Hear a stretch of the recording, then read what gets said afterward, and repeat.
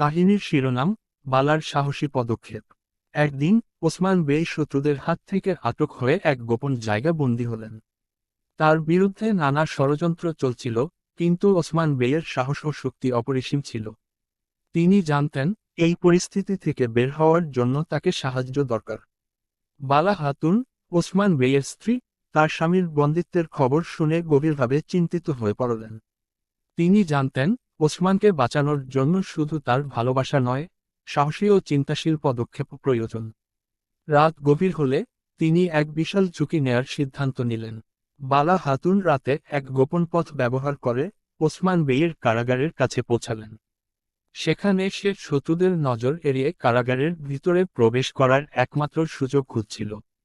তখনই সে এক পুরনো বন্ধু, যিনি কারাগারের নিচের স্তরে কাজ করতেন, তার কাছে সাহায্য চাইল।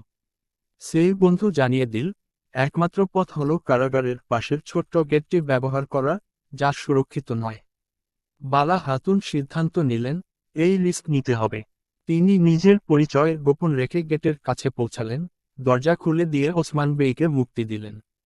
ওসমান কিছুটা অবাক হয়ে বললেন, তুমি এখানে এসেছ? এটা তো খুব বিপজ্জনক।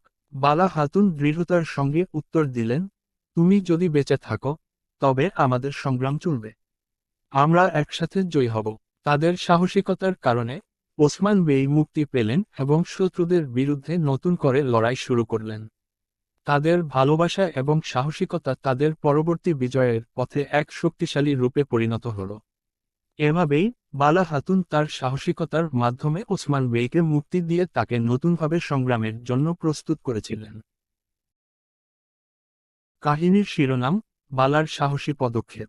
একদিন ওসমান বেই শত্রুদের হাত থেকে আটক হয়ে এক গোপন জায়গা বন্দী হলেন। তার বিরুদ্ধে নানা ষড়যন্ত্র চলছিল, কিন্তু ওসমান বেইয়ের সাহস ও শক্তি অপরিসীম ছিল।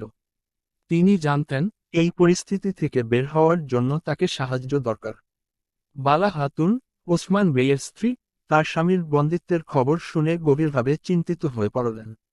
তিনি জানতেন, ওসমানকে বাঁচানোর জন্য শুধু তার ভালোবাসা নয়, সাহসী ও চিন্তাশীল পদক্ষেপ প্রয়োজন।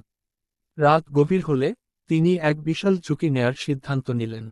বালা খাতুন রাতে এক গোপন পথ ব্যবহার করে ওসমান বেইয়ের কারাগারের কাছে পৌঁছালেন। সেখানে সে শত্রুদের নজর এড়িয়ে কারাগারের ভিতরে প্রবেশ করার একমাত্র সুযোগ খুঁজছিল। তখনই সে এক পুরনো বন্ধু, যিনি কারাগারের নিচের স্তরে কাজ করতেন, তার কাছে সাহায্য চাইল।